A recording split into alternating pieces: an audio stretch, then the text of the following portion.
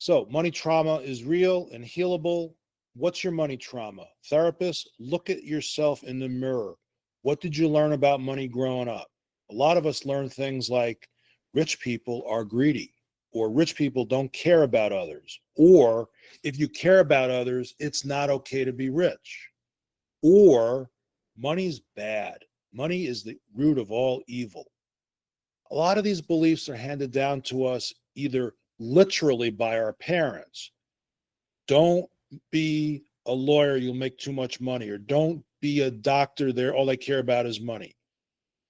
But a lot of times we're also handed subconscious, unconscious messages.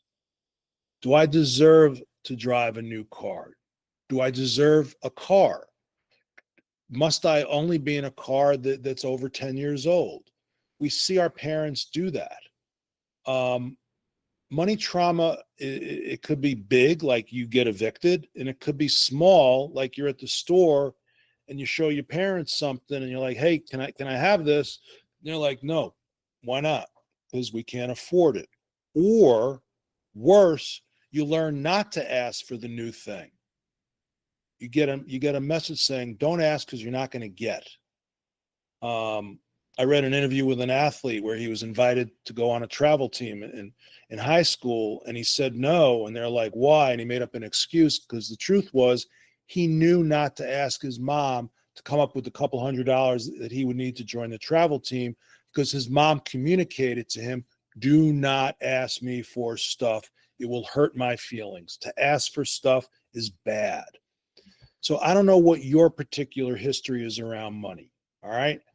But what I've learned is money is okay. Money is not the answer. I don't worship money, but money buys stuff like experiences, vacations, helping people with charitable donations. If you get in an abundance mindset and you believe there's plenty of money out there and you start making better money, dare I say, good money, you're then in a position to do whatever you want with it as far as helping others.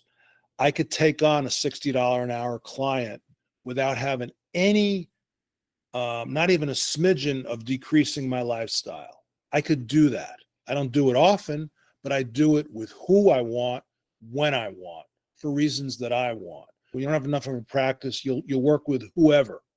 That's not a good feeling. I like picking and choosing who I get to help. And if I don't want to help, or if I can't help somebody, I hand them off to somebody else. I don't feel bad about that. I'm not the be all and end all. There's some things I want to do, some things I don't want to do. Guilt about charging is huge.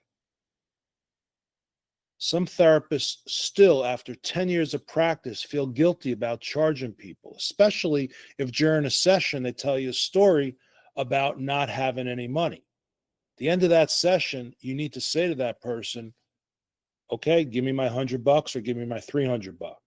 Even though they have a story that says that they're broke, you still charge. Now, maybe you say to them, all right, let's talk about us. Let's talk about you and me. Let's talk about my fees.